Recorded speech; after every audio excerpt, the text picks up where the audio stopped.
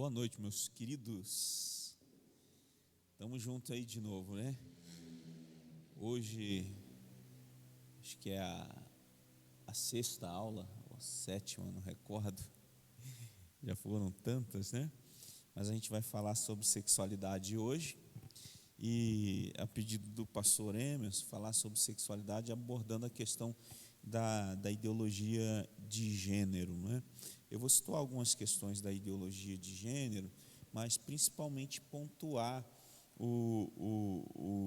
qual é a nossa cosmovisão a respeito desse tema, né? Então eu espero aí que a gente possa alcançar esse objetivo. Aí no decorrer eu vou falar para vocês qual o caminho que eu vou seguir aqui. E lembrando, né, que essas aulas ficam gravadas, depois você pode revisitar lá, conferir algumas informações, enfim, rever para poder guardar mais algumas informações e reflexões.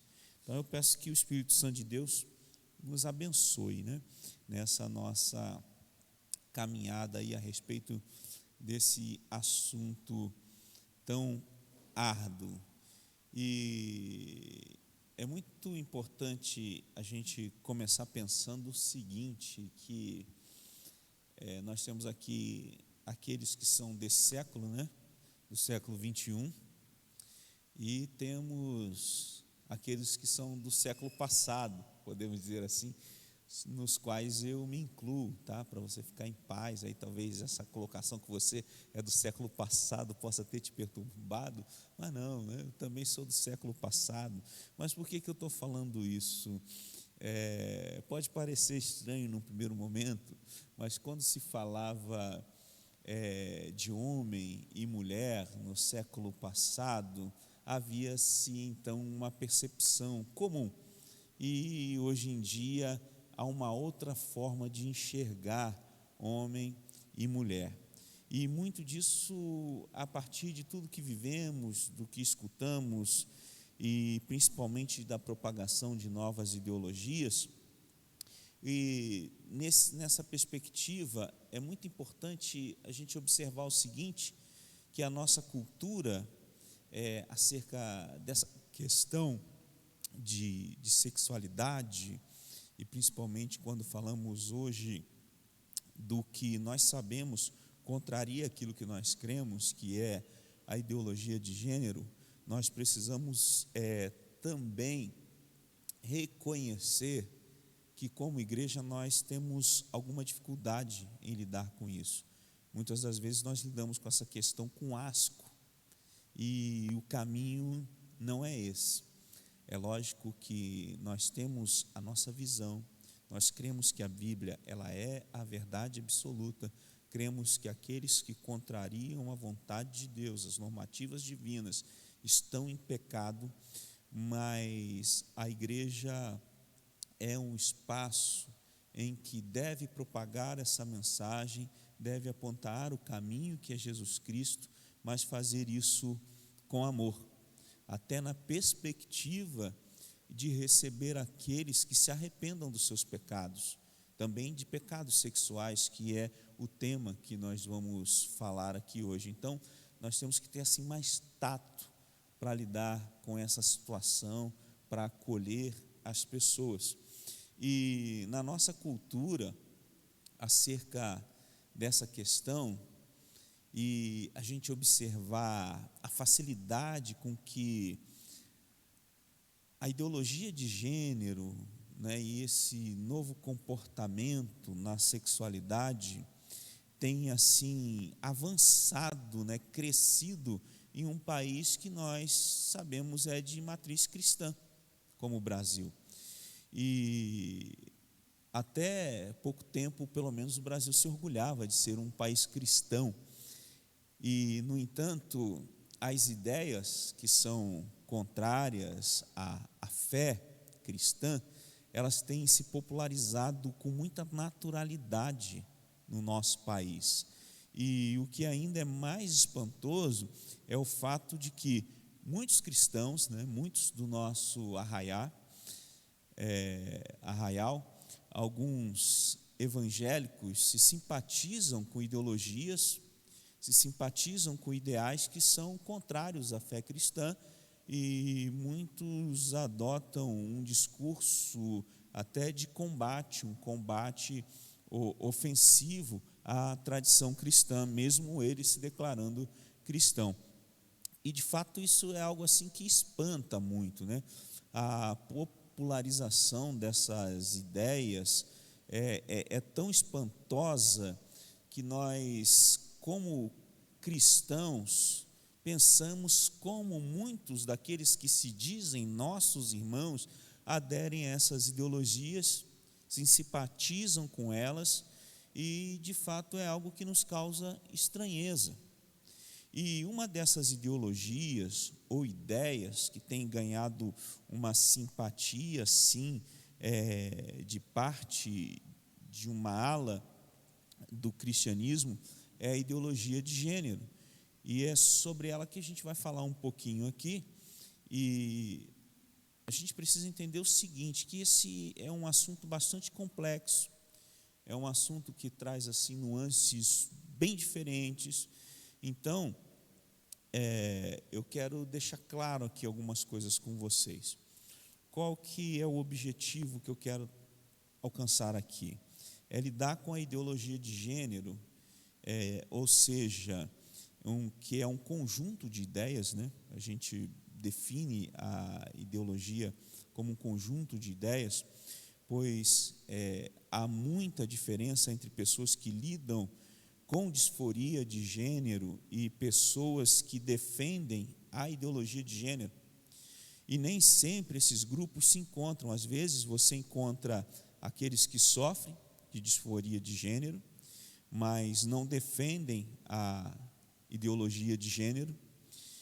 E o contrário também ocorre. Pessoas que não têm nenhum problema com a disforia de gênero, o que vem a ser disforia de gênero, assim de uma forma simples, né?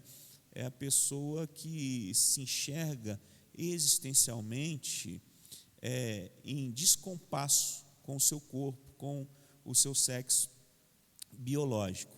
Mas aí você vai encontrar essas pessoas de disforia de gênero que não defendem a ideologia de gênero. E o contrário também vai ocorrer. E pessoas que não têm nenhum problema com disforia de gênero, mas que defendem a ideologia de gênero. Talvez esse seja o maior número.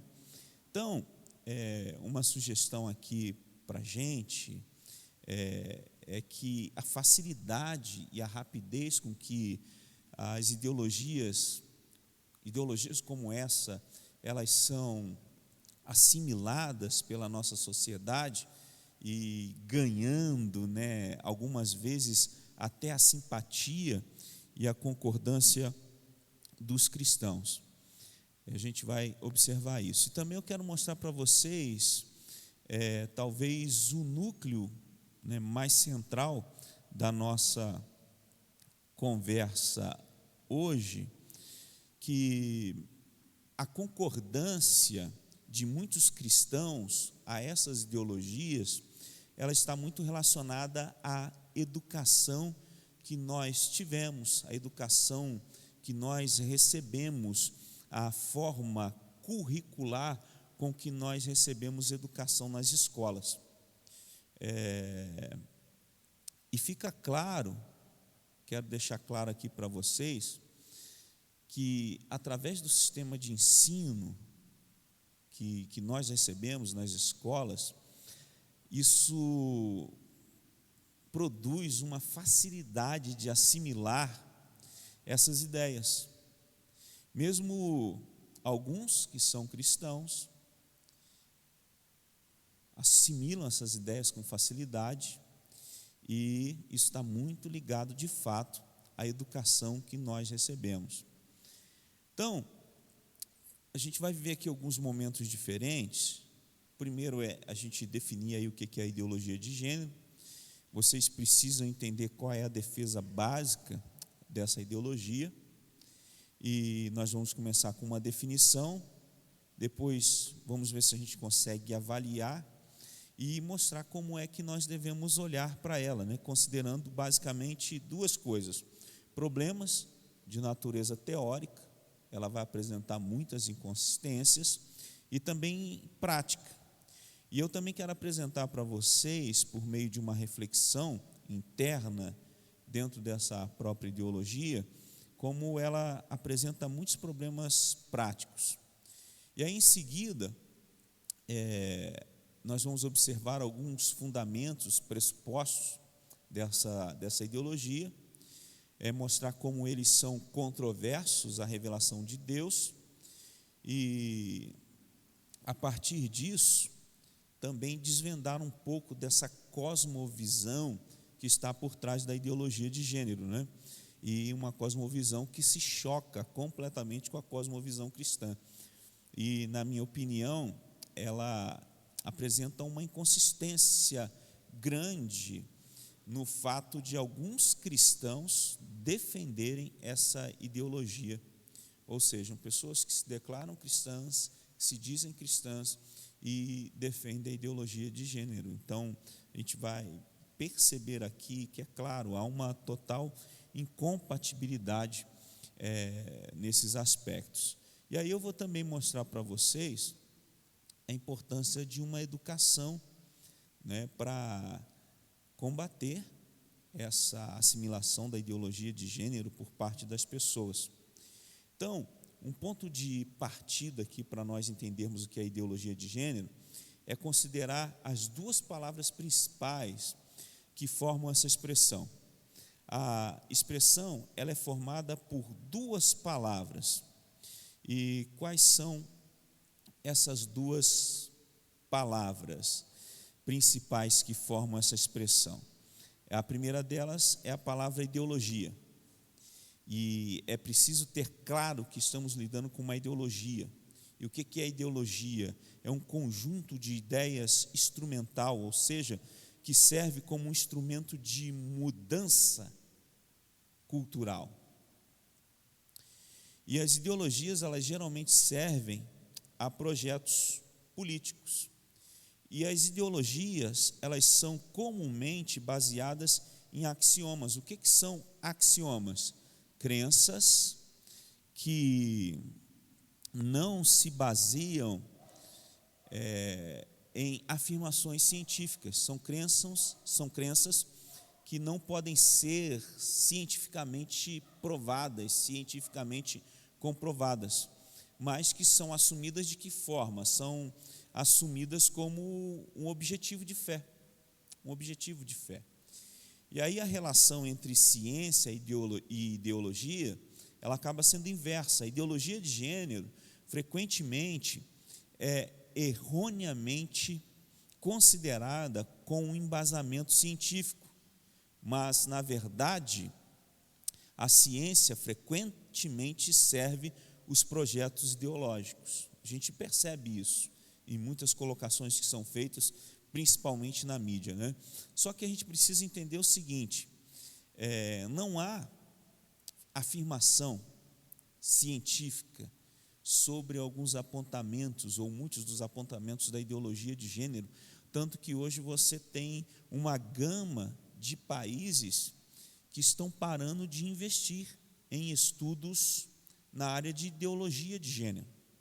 E um dos primeiros países a fazerem isso foi a Hungria, que reconheceu que a ideologia de gênero não deveria estar presente em suas universidades pelo fato de não se tratar de algo científico. E houve um movimento de retirada de apoio econômico para as pesquisas nessa área, considerando de fato que a ideologia não é uma ciência. Há discussões sobre isso, mas a ponderação aqui ela é verdadeira. Ideologia não é ciência. Pode-se pesquisar sobre ideologias? Sim, mas a ideologia não é ciência. Isso precisa ficar claro, até mesmo no campo de pesquisa. E qual que é a segunda palavra aí, né? Ideologia de gênero. E quando nós observamos os estudos de sexualidade, a palavra sexo, ela se refere basicamente à dimensão biológica, enquanto a palavra gênero se refere a uma dimensão psicológica. E aí é importante entender essa distinção, pois o senso comum, no senso comum, o que a gente faz? Nós usamos sexo e gênero como se fossem sinônimos, né? Mas nos estudos de sexualidade, elas têm significados diferentes. O sexo, ele está relacionado àquilo que somos por natureza, dado geneticamente por nossa estrutura cromossômica e condição reprodutiva. E é quase consenso, né, de todos os pesquisadores da ciência que existem apenas dois sexos, masculino e feminino, de acordo com a maioria dos estudos de sexualidade. E a dimensão social, ela não tem tanto a ver com a maneira como o indivíduo nasce, mas sim com a maneira como ele se vê e como a sociedade na qual esse indivíduo vive espera que ele viva. Então vejam, nos estudos em sexualidade, vamos ter uma diferença entre sexo e gênero. E sexo está relacionado com a biologia, enquanto o gênero está relacionado com a psicologia e com a sociologia, aí dentro do pensamento, né, da ideologia de gênero. E não tem a ver com como um indivíduo nasce biologicamente, mas sim como ele se vê e como é esperado que ele se comporte na sociedade.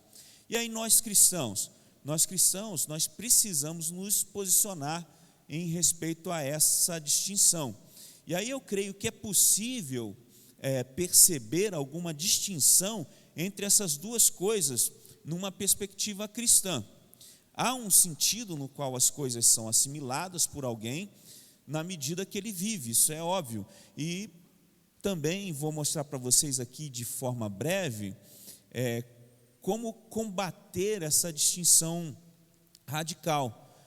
Mas o que a gente precisa? A gente precisa entender que há um sentido no qual as coisas elas são assimiladas. Por exemplo, existem papéis ou experiências psíquicas que são assimiladas à medida que alguém cresce, que ele vai crescendo na vida, que ele vai tendo percepção da vida. E nós não temos consciência de que somos em termo de gênero quando nascemos. E à medida que crescemos, começamos a adquirir essa consciência. Qual a consciência? Eu sou um homem, ou eu sou uma mulher. E psicologicamente, há um sentido no qual tomamos consciência de que somos à medida do que somos à medida do que desenvolvemos, do tempo em que estamos em desenvolvimento. E da mesma forma, é possível falar em papéis sociais diferentes, em culturas diferentes, à medida que o tempo passa. Existem experiências diferentes em culturas diferentes, e dentro disso há aqueles, essa é uma afirmação nossa, né? Se eu nasci homem, logo eu vou me identificar como homem. Essa é uma lógica a qual nós defendemos dentro daquilo que nós percebemos sobre a sexualidade bíblica. Se eu nasci homem, eu vou me identificar, eu vou me enxergar como homem. Se nasceu mulher, essa mulher vai se enxergar como mulher. E aí, o que acontece? Dentro da ideologia de gênero, isso seria visto como um quadro psíquico disfuncional, e a solução seria se adequar à dimensão psicológica se acontecesse o seguinte: sou homem, mas me identifico como mulher. Sou mulher, mas me identifico com homem. Vou usar este exemplo, mas você tem uma infinidade de outras possibilidades dentro de uma ideologia de gênero. E aí eles vão trabalhar isso como essa nossa colocação, essa nossa afirmação, como se ela fosse algo opressor. E como nós partimos de um princípio de que se biologicamente macho e fêmea, e então, por consequência, o macho se identificará como macho e a fêmea se identificará como fêmea, para a ideologia de gênero isso é uma forma de opressão. E qual é uma bandeira que eles vão levantar, né? De que o corpo precisa ser ajustado às condições psíquicas. Então, a ideologia de gênero, o que ela faz? Ela promove uma inversão. Ela defende que não existe qualquer relação necessária entre sexo e gênero. E, na verdade, à luz da ideologia de gênero, gênero deveria ser uma construção pessoal e social completamente livre, desprovida de qualquer tipo de determinação biológica. Daí, esperar que alguém que nasce com sexo feminino se veja e se comporte como mulher, ou alguém que nasce com sexo masculino se veja e se comporte como homem, isso seria considerado um ato de opressão. Exigir que alguém se encaixe em papéis tradicionalmente associados ao seu sexo biológico seria uma forma de opressão, segundo essa ideologia. E aí nós vemos uma atuação de um ativismo social e político que os defensores da ideologia de gênero buscam promover, e aí trazem o quê? Mudanças para extirpar essa mentalidade que é considerada opressora, cerceadora da liberdade das pessoas, na qual o cristianismo é envolvido no seu todo. Então, eles sempre vão alegar que essa normatividade é uma opressão, né, do homem hétero, branco, conservador, cristão, judaico-cristão, e por aí vai. Vocês conhecem muito bem essas colocações. Então, essas são algumas das implicações práticas do ativismo social e político da ideologia de gênero. E aí eu quero mostrar para vocês agora o seguinte: a ideologia de gênero, ela não é apenas um conceito teórico, mas está presente na forma clara na vida da nossa sociedade. Há várias implicações práticas dessa mentalidade, preste atenção nisso. Como exigência do reconhecimento civil de uma multiplicidade de gêneros e documentos e formulários. Isso já é presente hoje na nossa sociedade. Para você ter uma ideia, algo já de muito tempo, podemos dizer assim. Para você ter uma ideia, desde 2016, em Nova York, os habitantes têm a possibilidade de se identificar com 31 gêneros diferentes no âmbito profissional quanto no âmbito público. Então, você sabe lá aquela fichinha que você vai preencher lá no departamento pessoal na hora da entrevista, está lá o seu nome, o nome do pai, da mãe, endereço, aí sexo, que eram só 2 quadradinhos lá para você preencher, né, masculino ou feminino. Lá em Nova York, em 2016, você já ia ter 31 opções lá para preencher. E não para por aí, já deve ter aumentado. Por quê? Isso é uma tendência em outras áreas que já estão presentes, é uma tendência visível nas redes sociais. No Reino Unido, o Facebook, né? O Reino Unido foi primeira nação a receber do Facebook um formato com 71 tipos de gêneros diferentes. 71. E aí o que acontece? Os defensores da ideologia de gênero, eles buscam tornar esse reconhecimento comum em diversos países e em diversas sociedades. E aí o que mais que a gente vê nos dias de hoje? Propostas de alteração da mentalidade pedagógica. Essas coisas surgem frequentemente. A divulgação da parentalidade neutra, que preconiza o quê? Brinquedos, roupas e cores oferecidos aos filhos para não limitar a liberdade da criança em relação à escolha do seu gênero no futuro.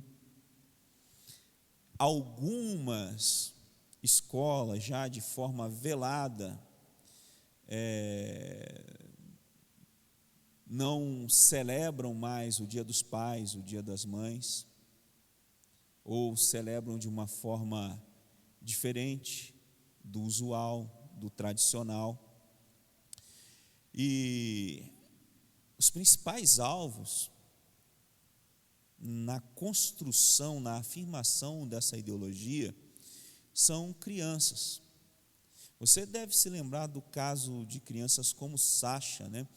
Uma criança inglesa que teve uma ampla divulgação a respeito da decisão que os pais tiveram a respeito dela. Os pais de Sasha, da criança, né, tiveram a respeito da criança. Os pais de Sasha decidiram criar Sasha com gênero neutro até os 5 anos de idade, quando os pais, aos 5 anos, revelaram que Sasha era um menino.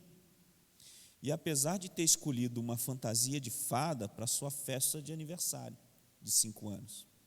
E aí um outro caso foi uma criança no Canadá, registrada, isso em 2017, sem informação do gênero, com uma letra U lá na sua certidão de nascimento, indicando que o gênero era indeterminado, sexo indeterminado. 2017. E algumas pessoas também elaboram projetos de lei que impactam as escolas. Há sempre aí uma forçação de barra constante sobre o ensino de ideologia de gênero nas escolas. Muitos professores assumem para si esse papel, às vezes mesmo não estando presente no currículo escolar, mas no seu compromisso em divulgação dessa ideologia, eles passam por cima das orientações pedagógicas locais e até mesmo da vontade dos pais e trazem esse tipo de discurso. Nós já vemos aí, principalmente nas universidades, né, banheiros separados por gênero abolidos. E temos visto constantes problemas em relação a essas coisas. E também a utilização de palavras buscando dá-las neutralidade, não as identificando com masculino ou feminino. Nós tivemos a onda do neologismo do X no fim da palavra, né? Do meninix, enfim, alunix, né? Isso já está meio que ultrapassado, mas foi uma das coisas que trouxe assim um impacto e uma estranheza para todos nós. Escolas secundárias do 2º grau também adotando esse tipo de comportamento, escolas públicas, como, por exemplo, o Colégio Dom Pedro II, no Maitá, lá no Rio de Janeiro, que fez uma promoção da não separação de uniformes entre meninos e meninas, com meninos usando saias e meninas usando a roupa dos meninos, e tudo isso com a vontade de quê? De abolir as classificações de gênero.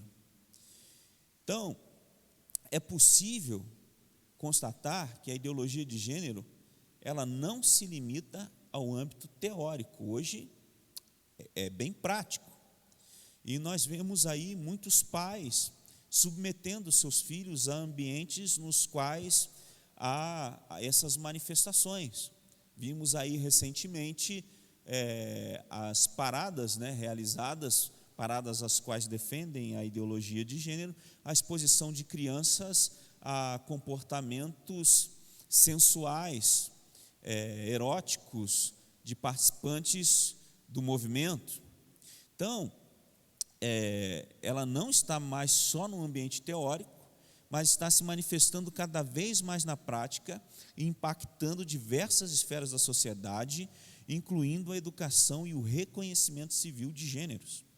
A ideologia de gênero, ela não consegue justificar a singularidade da questão de gênero em relação a outros estados subjetivos, como a identidade de integridade corporal ou idade. Ela não explica porque, em um caso, um sentimento subjetivo é considerado um transtorno mental, enquanto em outro caso é aceito e encorajado. Um exemplo: alguém aqui já ouviu falar do transtorno de identidade e integridade corporal?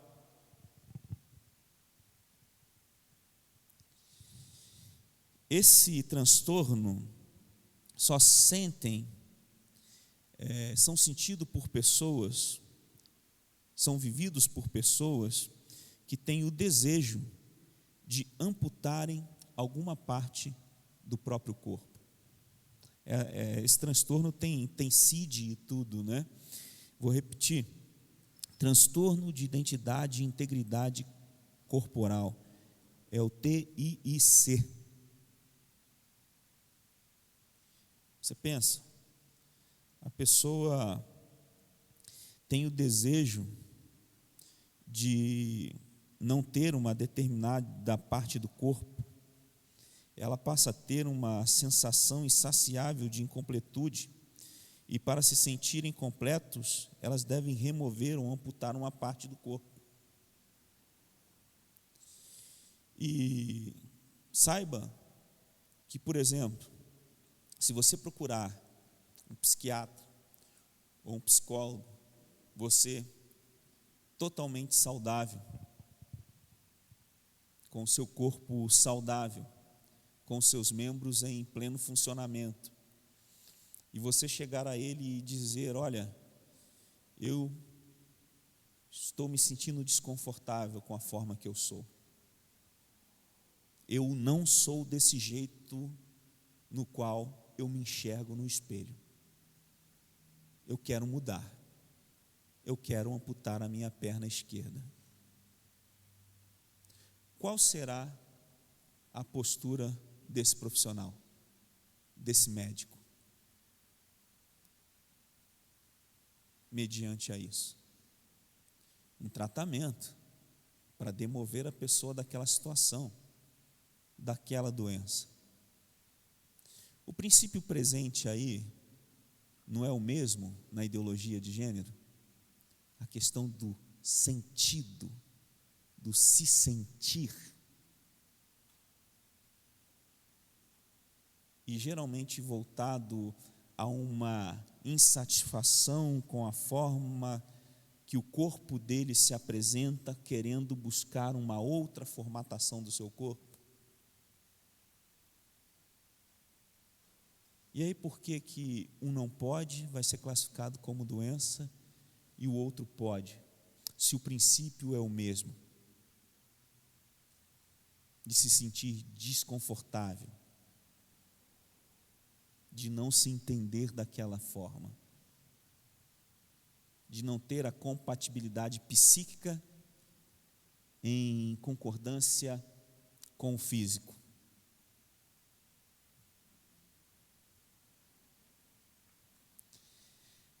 Então, perceba que a ideologia de gênero não vai conseguir explicar isso. E são sentimentos subjetivos. E aí o que nós vemos? o aumento de crianças e jovens com disforia de gênero. E perceba você que nos países onde a ideologia de gênero ela foi mais fortemente assimilada, o número de pessoas com disforia de gênero tem aumentado significativamente, o que indica o seguinte: um problema prático com a ideologia. Ora, se a ideologia funcionasse, haveria mais conformidade.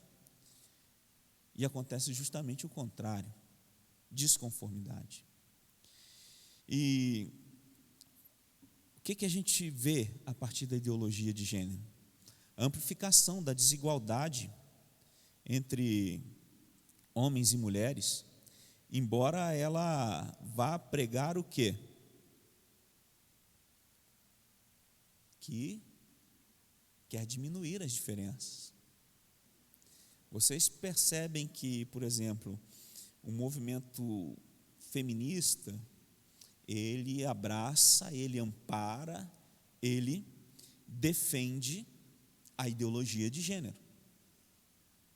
Suas maiores teóricas, como Judith Butler, por exemplo, uma das maiores teóricas do feminismo, defende de unhas e dentes a ideologia de gênero. Então, embora a ideologia de gênero vá dizer que vem para ajudar, para trazer equidade, o que acontece é o seguinte: nessa tentativa deles aí de igualar homens e mulheres, na prática, o que acontece é desigualdade. Aonde nós temos visto essas desigualdades presentes aí? Nós temos visto essas desigualdades presentes no esporte, por exemplo.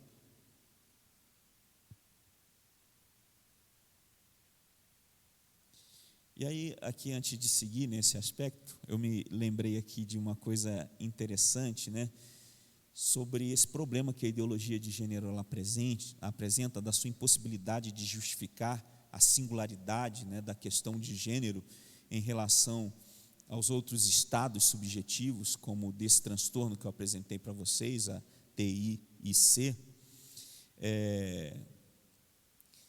falam do gênero fluido, mas tem o caso de um holandês que buscou a sua corte em seu país. Por quê? Ele era um homem de 69 anos, mas ele buscou a mudança da sua idade, porque ele se sentia, se enxergava e se comportava como um homem de 49 anos. Idade fluida. E eu pergunto a vocês, ele foi reconhecido dessa forma? Não foi. Não foi.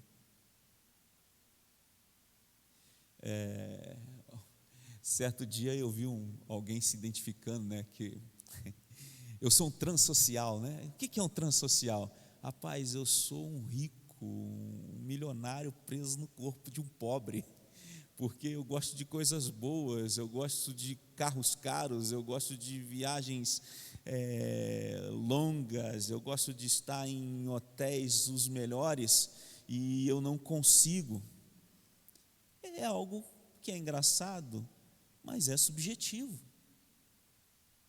Como é que você pode afirmar que ele de fato não se sente assim? Mas o fato dele se sentir assim torna isso correto? A corte holandesa, embora esse homem de 69 anos afirmasse se sentir como um homem de 49 anos, não deu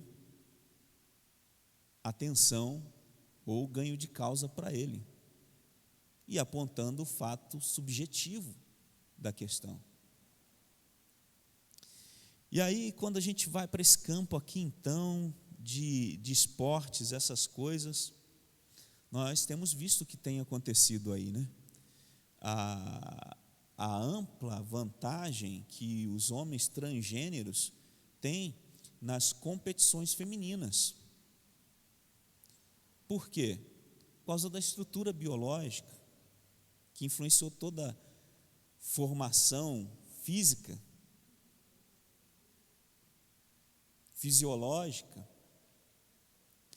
E aí o que é fundamental? Compreender que a ideologia de gênero, ao negar qualquer sentido prévio à nossa identidade de gênero, coloca essas questões de se sentir como base absoluta da nossa realização pessoal. E quando a gente coloca isso em contraste com a Bíblia, nós vamos ver que é incompatível, porque a Bíblia vai nos dizer o quê? Que o coração do homem é enganoso. E há algo que não é divulgado, mas que acontece muito, que pessoas que fazem a sua transição de gênero, que fazem uma mudança de sexo, muitos desses depois se arrependem e muitos mostram o desejo de retornar atrás. E às vezes não é possível. Então a gente percebe que de fato a ideologia de gênero ela é incompatível com a fé cristã. E por quê? A ideologia de gênero vai dizer que a sua satisfação está em satisfazer os seus desejos. E a Bíblia vai nos apontar o quê? Que a nossa satisfação, ela não é algo que construímos, mas sim um presente de Deus. A verdadeira plenitude vem de nos aproximar de Deus por meio de Jesus, permitindo que Ele transforme nossos corações e alinhe nossos desejos com o seu propósito. Então perceba, essa é uma mensagem poderosa do Evangelho, que nos desafia a buscar uma transformação interna, em vez de buscar apenas a satisfação pessoal imediata.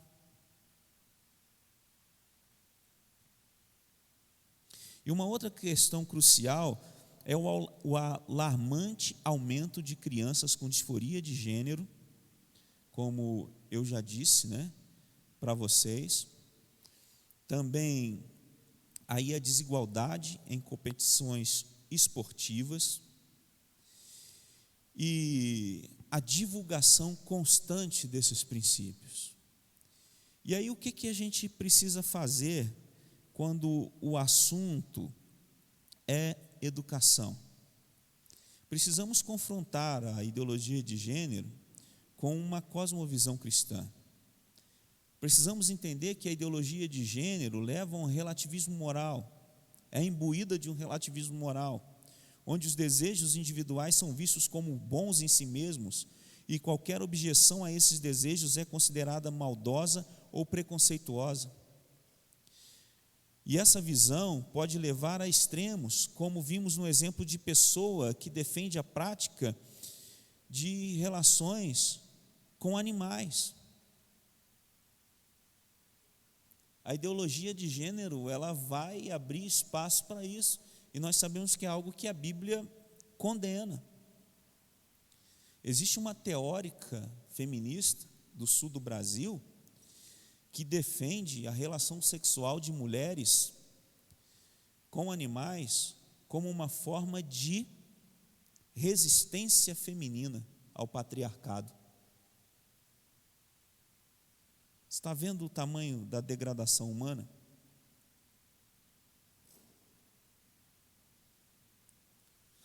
E aí a educação dos nossos filhos, nesses dias, se torna muito crítica. Como os pais devem lidar com isso? Pais precisam estar atentos ao conteúdo que os seus filhos são expostos na escola, frente à tela do celular, frente à tela do computador e em outros ambientes. garantindo que não sejam absorvidos pelos pressupostos da ideologia de gênero. É o nosso dever educá-los na verdade cristã e na compreensão dos princípios éticos que guiam a nossa vida. E aí, nesse contexto, é essencial que nossas igrejas também se mantenham vigilantes e preparadas para enfrentar os desafios atuais. Nós devemos oferecer ensinamentos sólidos, fundamentados nas Escrituras, para que os nossos membros, nossas crianças, nossos jovens, estejam preparados para lidar com os conflitos e valores que enfrentamos diariamente. A preservação dos nossos valores conservadores, cristãos, é uma tarefa desafiadora, mas é uma batalha que vale a pena ser travada. Com princípios éticos e morais que estão presentes por séculos. Então é nosso dever proteger esses fundamentos. Para quê? Para que futuras gerações também possam desfrutar dos benefícios de uma sociedade justa. Nós enfrentamos uma encruzilhada entre a ideologia de gênero e a cosmovisão cristã. São duas visões de mundo radicalmente diferentes. Radicalmente diferentes. Não há nenhuma possibilidade de cosmovisão cristã e ideologia de gênero coexistirem harmoniosamente. Como cristãos, nós devemos permanecer firmes em nossas crenças e valores, buscando viver de acordo com os princípios divinos que nos são ensinados nas Sagradas Escrituras. Então, mediante a toda essa perversão que nós temos visto aí, vocês têm acompanhado, eu só pontuei algumas delas aqui para dar gancho às inconsistências da ideologia de gênero, e o quanto, principalmente, as mulheres que, por consequência do movimento feminista, tendem a defender ou relativizar a ideologia de gênero, têm sido afetadas. Quer falar?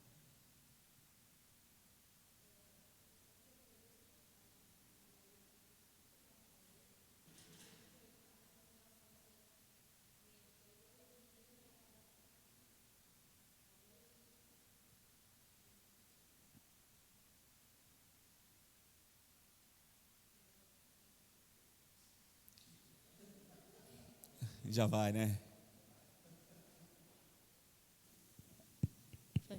A ideologia de gênero, ela se ramificou, ela tentou e ela conseguiu se ramificar de problemas sociais que a gente viveu ao longo dos anos.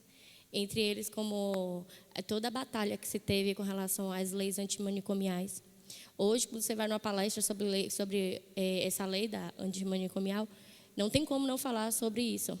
Porque, antigamente, quando existiam os hospícios, pessoas que eram homossexuais, elas eram internadas como loucas, tanto que no DSM, que é um tratado de diagnóstico que é utilizado, que foi elaborado nos Estados Unidos, um dos primeiros, inseriu o homossexualismo na época como se fosse um transtorno. Então, eles eram internados como loucos. E lá sofreram diversas agressões. E, através disso, eles vieram também com conceitos de igualdade e equidade, baseados, fundamentados no processo social ideal. E eles se ramificaram nisso tudo. E eles conseguiram. Porque hoje, se você for falar sobre racismo, se você for falar sobre lei antimanicomial, se você for falar sobre igualdade de valores, igualdade de respeito entre sexos, se você for falar sobre várias coisas pontuais da sociedade, eles acabaram se ramificando e entrando nesses conceitos. E interessante fazendo isso, inclusive talvez até achem errado, mas na minha perspectiva eles entraram porque nós nos calamos. Porque era para a gente ter tomado esse espaço. E nós não tomamos. Eles tomaram esse espaço. E hoje eles se ramificaram, eles estão entranhados em outros conceitos sociais que necessitam de atenção e seriedade, e que eles hoje tomaram para eles essa posição e se introduziram como se isso fosse igualdade e equidade também. Né? Então, é uma coisa que eu acho que nós, como evangélicos, também deveríamos nos posicionar nas necessidades, nas realidades sociais que a gente vive hoje. Né? E uma outra coisa também que eu queria comentar, que o senhor estava falando que são duas visões totalmente diferentes, né? A cosmovisão cristã e a ideologia de gênero. Se a gente parte do pressuposto dessa nova vertente que vem aí, né, e que não é minha alçada, porque eu também não tenho muito conhecimento, o senhor com certeza vai ter muito mais, sobre esse conceito do universalismo. Né? Porque hoje eu tenho colegas que se denominam cristãos, são homossexuais e que vivem essa vertente. Então, eles tentam burlar e, inclusive, hoje eles tentam se introduzir dentro dessa cosmovisão bíblica, partindo desse pressuposto universal. Né?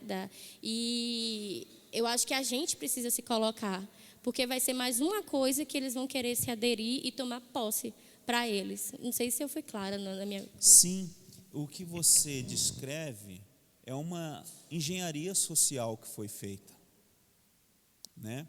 Como foi colocado no início, é uma ideologia. E ela é uma releitura do marxismo, né? A luta passada era a luta de classes, né? Hoje o que eu vou abordar? Eu vou sexualidade e raça, cor, racismo e sexualidade. E de fato, eles avançaram, eles se estruturaram na ausência de algo, né? E na instrumentalização deles nessa engenharia social de estarem produzindo políticas públicas, essa ramificação ela tende a se estender cada vez mais. Mas é algo que também a gente não deve se assustar, porque a Bíblia nos diz que seriam assim os últimos dias. O mundo ele caminha para uma desconstrução. O pecado está aí para isso, para desconstruir a imagem e semelhança do homem com Deus. E essas coisas elas vão ser redimidas na obra redentora de Cristo, né, na redenção, na consumação. Mas o fato é que essas coisas se caminham para se distanciarem cada vez mais de Deus e das normativas divinas. Mas isso também não significa, né, como você bem destacou, que a igreja não esteve nesse campo de discussão por muito tempo. Hoje muitos, né, se inclinam a estar. Nós temos cientistas dentro desse aspecto aí hoje, ocupando espaços até mesmo na academia, que mesmo com resistência acaba tendo que receber. Mas nós precisamos seguir em frente. E você tocou numa questão, né, dos homossexuais e sobre a questão aí do universalismo, enfim, a gente só precisa distinguir uma coisa, que é claro, pessoas cristãs que confessam Cristo como seu Senhor e Salvador, que são fiéis à palavra de Deus, elas podem ter desejos sexuais, elas podem ter a inclinação à homossexualidade? Sim, isso é uma realidade. Essa é uma realidade. E na cosmovisão cristã, o que essa pessoa vai fazer? Ela vai lutar contra esse desejo pecaminoso. E hoje, às vezes, nós falhamos porque damos ênfase aos pecados na área sexual, né? Se soubermos que um irmão diz que é gay, talvez ele possa ser escorraçado da igreja, como alguém que adultera, alguma coisa assim. A igreja, no seu inconsciente coletivo, ela costuma sempre ser mais pesada com esse tipo de pecado. E às vezes a igreja ela é um gatinho, ela é um leão com esse tipo de coisa, com os pecados na área sexual, mas ela é um gatinho com a fofoca, com a maledicência, né, que são coisas que a Bíblia deixa claro que conduzem para o inferno, para a perdição. Então, a gente precisa entender que existem pessoas que lutam contra isso e que precisam ser amadas, que precisam ser acolhidas, e que, se caírem e demonstrarem arrependimento, precisam ser cuidadas, amadas, encorajadas sempre. Mas o que não pode acontecer é o que tentam hoje em dia, de trazer as normatividades dessas ideologias e fazer com que a igreja as acate, as naturalize. E essa é a questão dessa engenharia social que nós precisamos ficar atentos.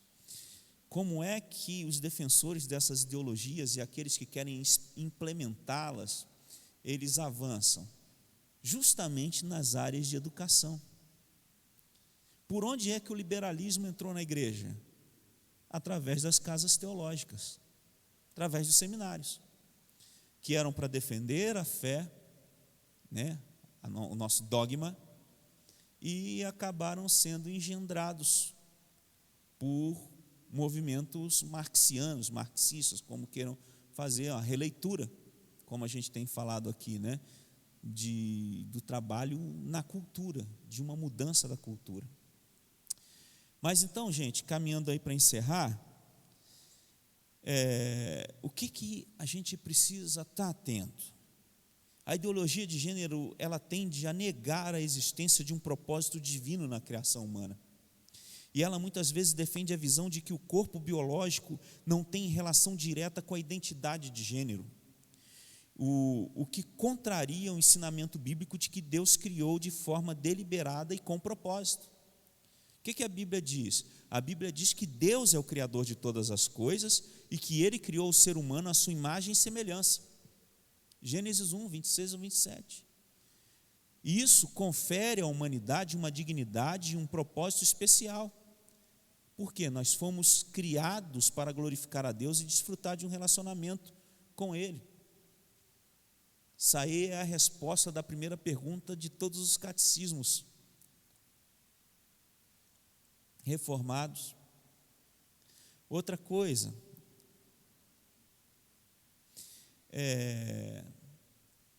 a complementariedade entre homem e mulher.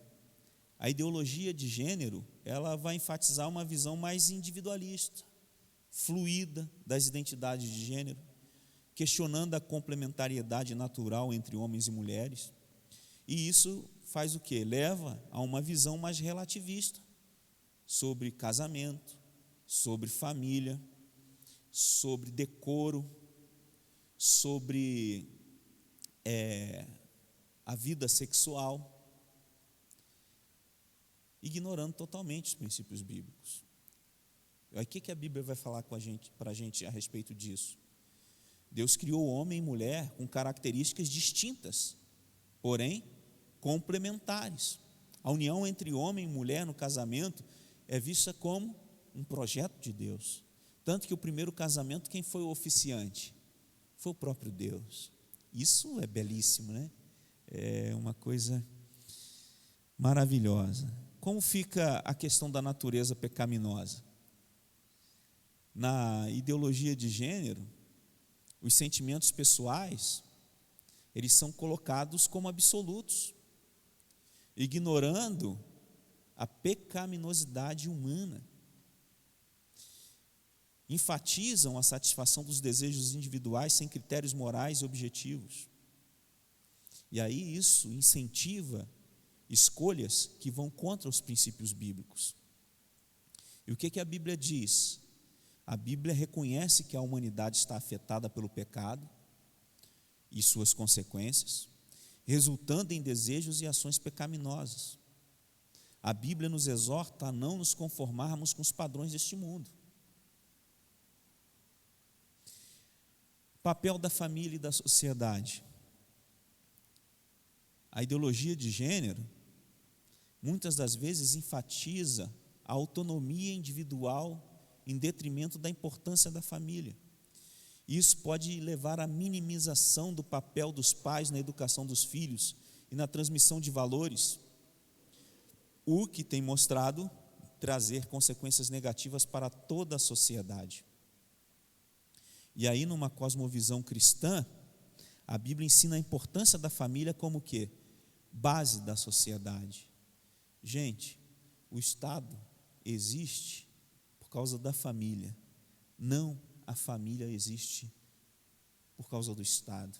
Isso é fundamental. E aí, na visão bíblica, é reconhecida a responsabilidade dos pais na educação dos filhos e no ensino dos princípios cristãos. O que não pode são os cristãos abrir mão disso. Sexualidade e casamento. A ideologia de gênero interpreta a sexualidade de forma mais ampla, muitas vezes desvinculando-se da instituição do casamento tradicional. E como é a visão cristã, de acordo com a Bíblia, a sexualidade ela foi criada por Deus e tem um propósito no casamento entre homem e mulher. Jesus fala sobre isso em Mateus 19. O relacionamento sexual é uma intimidade e um compromisso exclusivo entre marido e esposa dentro do casamento. Nós vemos hoje muitos dos nossos jovens e irmãos nossos tratando a sexualidade nos padrões ideológicos deste mundo. E isso não pode acontecer. Precisamos ter a consciência e uma visão cristã de que o sexo é um presente de Deus para a união entre homem e mulher no casamento. E a natureza e identidade de gênero. A ideologia de gênero sugere que a identidade de gênero é um espectro e pode ir além das categorias tradicionais de homem e mulher, e argumenta que a identidade de gênero é uma construção social e pode ser moldada pelas experiências e sentimentos individuais, independentemente do sexo biológico. Na cosmovisão cristã, a identidade de gênero está ligada ao sexo biológico, pois a Bíblia descreve que Deus criou o ser humano, homem e mulher, macho e fêmea os criou. A identidade de gênero não é vista como algo que pode ser escolhido ou alterado de acordo com preferências pessoais. E aí, questão de discriminação e respeito, que é algo que nós precisamos abordar.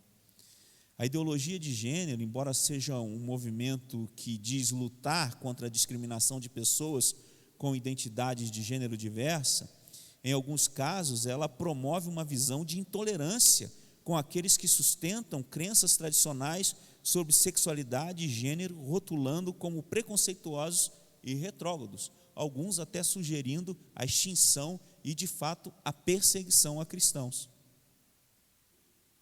E como é, numa cosmovisão cristã, a questão da discriminação e respeito? Os princípios cristãos ensinam o quê?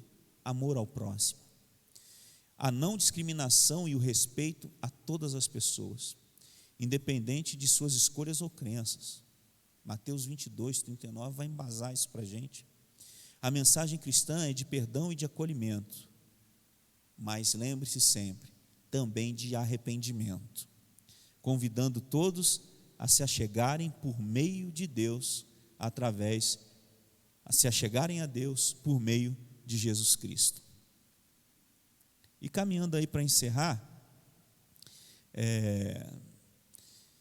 como é que a gente pode combater de forma efetiva na mente dos nossos jovens e crianças, de uma forma visual, marcante, litúrgica e importante, uma contraposição à ideologia de gênero?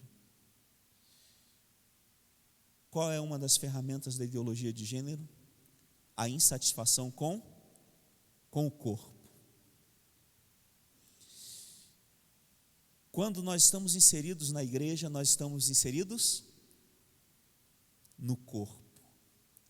Quando nós nos reunimos em comunhão, aqueles que são batizados, aqueles que se arrependeram dos seus pecados, confessaram Cristo como seu Salvador, e foram batizados em nome do Pai, do Filho e do Espírito Santo, estes se reúnem para celebrar o corpo.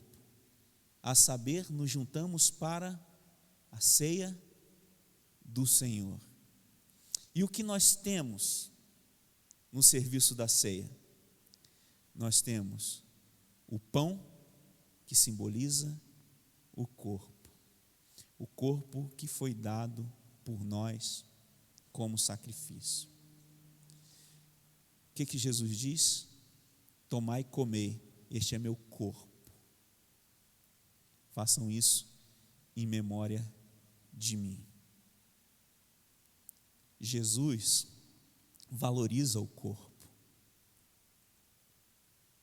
Nós precisamos valorizar o corpo. Às vezes ainda temos aquela visão ascetista do passado, né? E a gente acha assim, não, que vai é só a alma, né? E a gente aqui na aula de Cosmovisão já vimos que não é isso.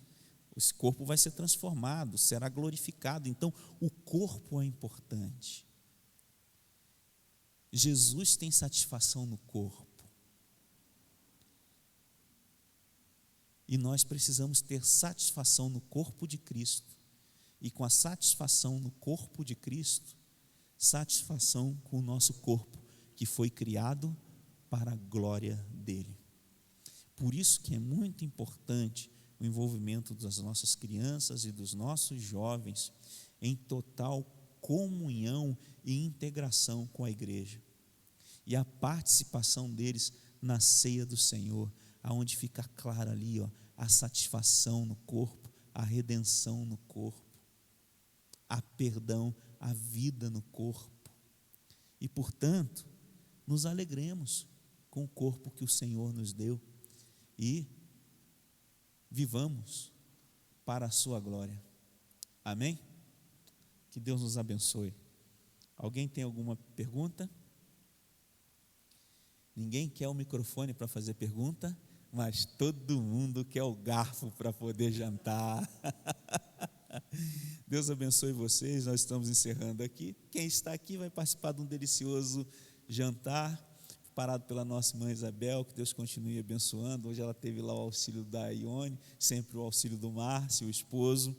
E você podendo estar conosco às terça-feiras aqui na Igreja Batista do Atlântico, esteja para esse culto de instrução e oração, e logo após sempre uma janta saborosa servida a todos nós para a glória de Deus. Quer comais, quer bebais, façais tudo para a glória de Deus. Que Deus abençoe a todos.